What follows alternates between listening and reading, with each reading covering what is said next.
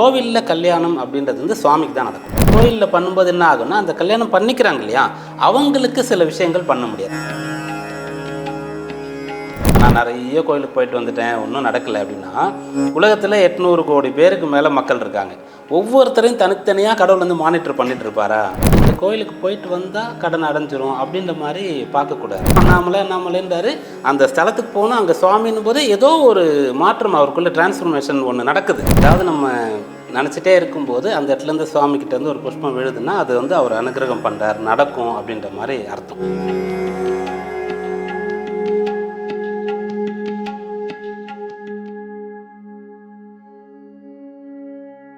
SV ஆன்மீகம் நேயர்களுக்கு வணக்கம். நம்ம கூட உதாரண ஜோதிடர் பீமராஜா ஐயர் இருக்கார். வணக்கம் சார். வணக்கம்மா.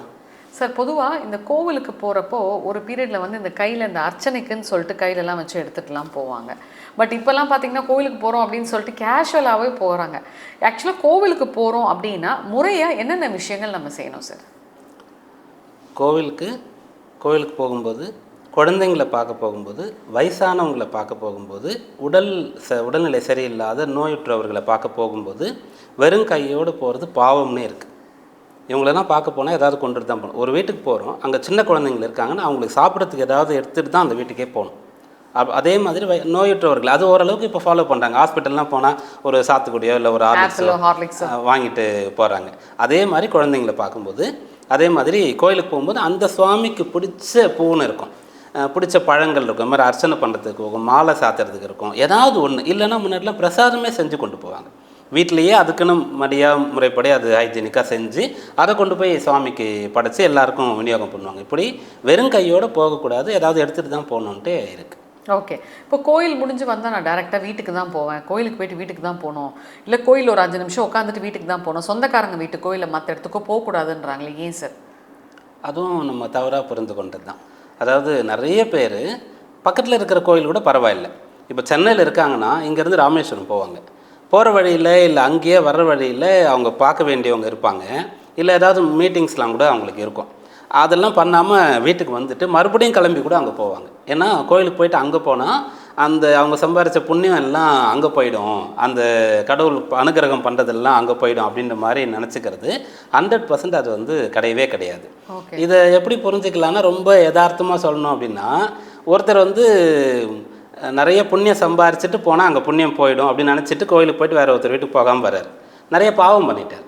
அப்போ நேராக நம்ம வீட்டுக்கு போனால் தான் அந்த பாவம் நமக்கு வரும். இன்னொருத்தர் வீட்டுக்கு போயிட்டு நம்ம வந்தால் பாவம்லாம் அங்கே போய்ட்டுன்னு நினச்சா அது லாஜிக்காக இருக்குமா? இல்லையே. அதே லாஜிக் தான் இருக்கும். ஓகே. இன்னொன்று, சில பேர் சொல்லுவாங்க, கோவிலுக்கு போனேன், நான் தரிசனம் பண்ணும்போது வந்து சாமி பூ விழுந்துச்சு, இந்த மாதிரி குங்குமம் விழுந்துச்சுன்னெலாம் சொல்கிறாங்க. இதெல்லாம் நம்மளோட இல்யூஷனா இல்லாட்டி உண்மையாலுமே அதுக்கு ஏதாவது கனெக்டிவிட்டி இருக்கா சார்? 100% இருக்குது. ஏதாவது நம்ம நினச்சிட்டே இருக்கும்போது அந்த இடத்துலேருந்து சுவாமிக்கிட்டேருந்து ஒரு புஷ்பம் விழுதுன்னா அது வந்து அவர் அனுகிரகம் பண்ணுறார், நடக்கும் அப்படின்ற மாதிரி அர்த்தம். அதை எடுத்துக்கலாம். அந்த மாலை பூ சுவாமி மேலே இருந்து விழுறதை எடுத்துக்கலாம். மணி அடிப்பாங்க, அந்த மணி அடிக்கும்போது அதை சகுனமாக எடுத்துக்கலாம். யாராவது நல்ல வார்த்தைகள் பேசுவாங்க, அதை சகுனமாக எடுத்துக்கலாம்.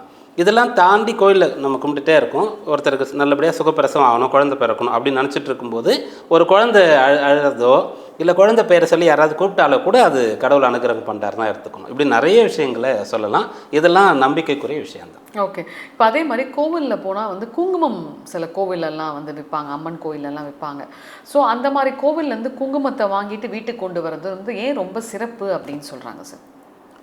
இது வந்து ஒரு மன திருப்திக்காக தான். அந்த கோயிலேருந்து சுவாமி பிரசாதமாக கொடுக்குற குங்குமன்றது அது வேறு, அது பிரசாதம்னே நம்ம சொல்லிடுறோம். அந்த ஊரில் அங்கே பக்கத்தில் இருக்கிற இடத்துல வாங்கிட்டு வரணும் அப்படின்றது வந்து நம்ம இங்கேருந்து வாங்கிட்டு வந்தோம் அப்படின்ற ஒரு சந்தோஷத்துக்காக மட்டும்தான். அதுக்கும் நம்ம லோக்கலில் நம்ம பக்கத்தில் இருக்கிற கடையில் வாங்குறதுக்கும் ஒன்றும் வித்தியாசம் கிடையாது. சில கோவிலுக்கெல்லாம் போனால் வைப்ரேஷன், இந்த மாதிரி இடத்துல போய் நீ அந்த சாமியை பார்த்துட்டு நின்னாலே போதும், உனக்கு இருக்கிற கெட்டதெல்லாம் நீங்கிடும்னு சொல்கிறாங்களே, இதுவும் அகெயின் மூட நம்பிக்கையா இல்லை உண்மையாலுமே அந்த மாதிரி பிரதிஷ்டமான கோவில்லாம் இருக்கா சார்? இதுவும் 100% இருக்குது. இதில் மூட நம்பிக்கை எதுவுமே கிடையாது. நிறைய பேர் அது போல் மனமாற்றம் ஆகியிருக்காங்க. சமீபத்தில் கூட ஒருத்தர் காசிக்கு போயிட்டு வந்தார். ரொம்ப சின்ன வயசு தான், 25 வயசு தான் இருக்கும். அந்த பையன் என்ன சொல்கிறாருன்னா, நான் காசிக்கு போயிட்டு வந்த பிறகு எனக்கு வந்து ரொம்ப சாப்பிட்ணும் அப்படின்ற ஒரு ஆசை இல்லை, பசியே கம்மியாயிடுச்சு, ரொம்ப தூங்கணுன்ற விஷயமே வரல, கொஞ்ச நேரம் தான் தூங்குறேன், ஆனால் வேலை செய்கிறதுல நல்லா இன்ட்ரெஸ்ட் இருக்குது, படிக்கிறது நல்லா இன்ட்ரெஸ்ட் இருக்குதுன்னு சொல்கிறாரு. அப்படி சொல்லும்போது கூட நம்ம இருந்தாலும் கன்ஃபார்ம் பண்ணியதுக்காக அப்போ நிறைய பேர்கிட்ட கேட்டு அனுபவம் தானே நம்ம எல்லாத்துக்குமே.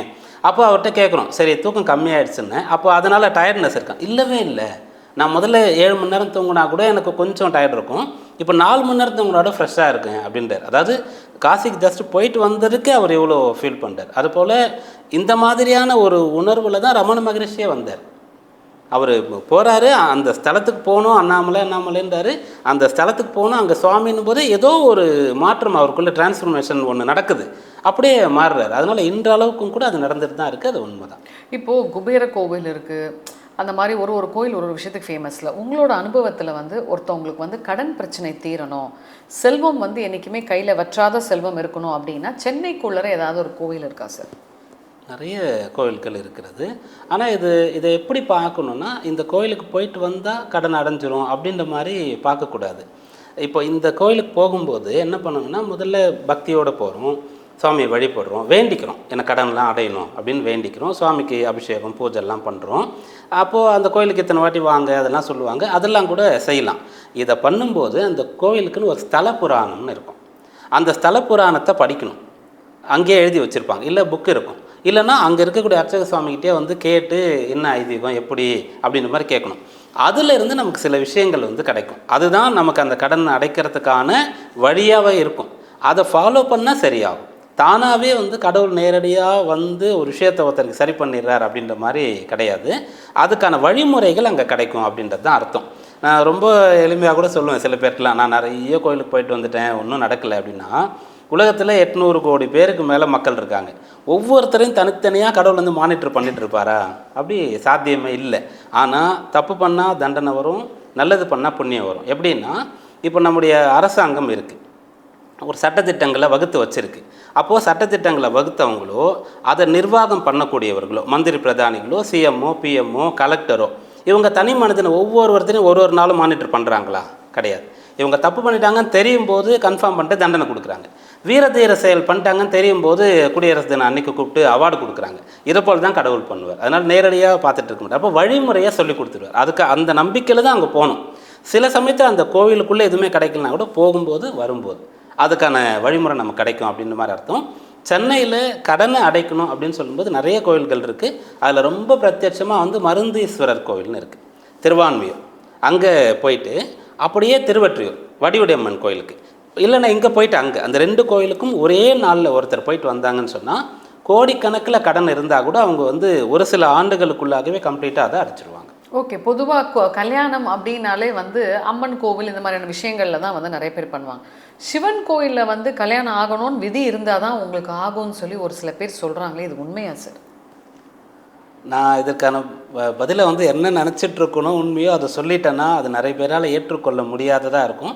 நிறைய பேர் வந்து அதை எதிர்மறையாக கூட புரிஞ்சிக்கலாம், தப்பாக கூட கமெண்ட் பண்ணலாம். இருந்தாலும் எனக்கு தெரிஞ்சதை நான் சொல்லுவேன். ஒருவேளை நான் சொன்னது தவறு அப்படின்னு சொல்லி இன்னும் அனுபவத்தில் 20 வருஷம் கழித்து எனக்கு தெரிய வருதுன்னா, நான் அப்போ அப்படி சொன்னேன், இப்போ தான் புரிஞ்சுக்கிட்டேன் அப்படின்ற ஏற்றுக்கொள்ளவும் நான் தயாராக இருக்கேன்.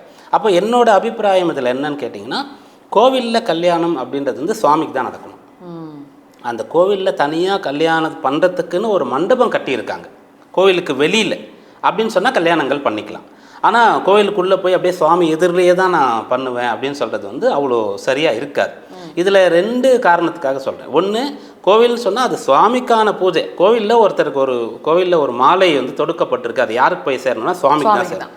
சுவாமிக்கு போட்ட பிறகு வேணால் ஒரு பக்தருக்கு போடலாம். ஒரு குழந்தை பிறந்த நாள்னு வருது, அந்த கோயிலுக்கு நிறைய கும்பாபிஷேகத்துக்காக எல்லாம் செஞ்சுருக்காரு, அவருக்கு போடலாம். ஆனால் வந்து நம்ம கல்யாணம் பண்ணிக்கிறதுன்றது அவ்வளோ சரியாக இருக்காது. அதுக்குன்னு தனியாக மண்டபங்கள் இருந்ததுன்னா கோவிலுக்குள்ளே கல்யாணம் பண்ணுறதுக்குன்னு சில இதை கட்டி வச்சிருப்பாங்க. கட்டி வச்சிருக்கிற இடத்துல பண்ணலாம். ஓகே, அதுதான் நான் கேட்க வரேன். ஸோ அந்த மாதிரி. ஆனால் நிறைய பேர் வந்து இல்லை சுவாமிக்கு முன்னாடியே பண்ணிக்கணும்னு கேட்டு அடம் பிடிச்சி அதுக்கு பர்மிஷனில் வாங்கி பண்ணுவாங்க. அது தவிர்க்கலாம்.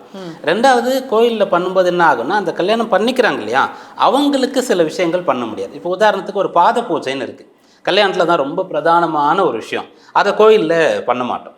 அதனால் ஒருத்தருக்கு கல்யாணம் கரெக்டாக ப்ராப்பராக அதற்குண்டான விதிமுறைகள் படி நடக்கணும்னா கூட அவங்க ஒரு மண்டபம் எடுத்து பண்ணிக்கலாம், பண்ணிவிட்டு கோயிலுக்கு போயிட்டு வரலாம். மாலையும் கழுத்துமா அப்படியே இம்மீடியட்டாக போய் எப்படி கல்யாணத்துக்கு வந்து 1000 பேர்கிட்ட ஆசீர்வாதம் வாங்குறாங்களோ உடனே போயிட்டு அந்த கோவில்லையும் போய் சுவாமி வழிபட்டுட்டு வரலாம்.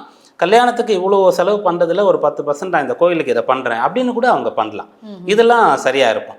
ஆனால் இதில் இன்னொன்று என்ன இருக்குன்னு சொன்னால், இப்போ ஒருத்தருக்கு ரொம்ப கஷ்டப்படுறாரு, கல்யாண மண்டபம்லாம் எடுத்து 1000 பேர் கூப்பிட்டு சாப்பாடு போட்டு, இதுக்கு எனக்கு வசதி இல்லைன்னா அவர் போய் கோயிலில் பண்ணிக்கலாம்.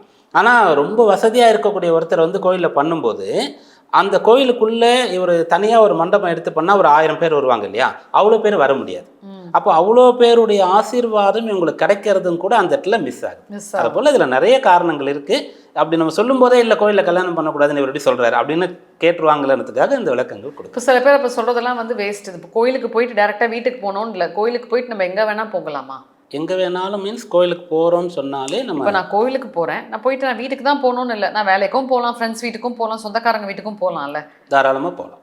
இப்போ மக்கள் நினச்சிப்பாங்க அந்த புண்ணியத்தெல்லாம் எடுத்துகிட்டு போய் அங்கே போடுற போகிறோம் அப்படின்னு பயப்படுவாங்களா? அதெல்லாம் கிடையாது இல்லையா? கட்டாயமாக கிடையாது. இதை சார்ந்து இன்னொரு விஷயமும் நிறைய பேர் தவறாக புரிஞ்சுட்டு இருப்பாங்க. கோயிலுக்கு போயிட்டு வெளியில் வரும்போது யாருக்கும் தர்மம் பண்ணக்கூடாது அப்படின்னு சொல்லிட்டு, அங்கே கோயில் வாசலெல்லாம் இருப்பாங்க, இல்லை பொதுவாக வெளியில் கூட யாராவது போகிற வழியில் வரல கஷ்டப்படுறேன் ஏதாவது கொடுங்க அப்படின்னு கேட்பாங்க. கோயிலுக்கு போயிட்டு திரும்ப வரும்போது கொடுத்தா எல்லாம் அதோடு அவங்களுக்கு போயிடும் அப்படின்னு நினச்சிப்பாங்க. அப்படி போகவே போகாது. தாராளமாக தர்மம் பண்ணலாம். தர்மம்னு சொன்னாலே எப்போ வேணாலும் பண்ணலான்றது தான் தர்மமே. அதே மாதிரி சில பேர் சொல்லுவாங்க, இப்போ கோவிலுக்குள்ளேருந்து நம்ம வெளியில் வரோம் அப்படின்னா சில விஷயங்கள் பாசிட்டிவாக நடந்துக்கிட்டே இருக்கும். அது வந்து கடவுளோட க்ளூன்னு எடுத்துக்கிறதா இல்லை அந்த நேரத்தில் அப்படி அமையணும்ட்டு இருக்கா சார்? கண்டிப்பாக அது வந்து நமக்கு பகவான் அனுகிரகம் பண்ணுறாருன்னு தான் எடுத்துக்கணும். கோயிலுக்கு போயிட்டு வந்த உடனேயே ஒரு நல்ல விஷயம் நடக்குதுன்னு சொன்னால் அவர் வந்து அதை ஓகே அப்படின்னு பர்மிட் பண்ணியிருக்கார். நீ அதுக்கான எலிஜிபிலிட்டி உங்ககிட்ட இருக்குது, அப்போ உனக்கு அதை நான் கொடுக்குறேன் அப்படின்ற மாதிரி அவர் கொடுக்குறாருன்னு தான் அர்த்தம். அப்படி தான் எடுத்துக்கணும். ஸோ கோவில் பற்றி போகணும் வரணும் அப்படின்ற போது மக்கள் மத்தியில் நிறைய கன்ஃபியூஷன்ஸ் இருக்கும். ஸோ கோவிலுக்கு போனால் டேரெக்டாக வீட்டுக்கு தான் போகணும், கோவிலில் கொஞ்ச நேரம் உட்காந்துட்டு வரணும் அப்படின்னு நிறைய கன்ஃபியூஷன்ஸ் இருந்தது. ஸோ அழகாக எலாபரேட்டாக ஈவன் ஒரு சின்ன குழந்தைக்கு கூட புரிகிற மாதிரி சொன்னீங்க சார். நன்றி. நன்றி.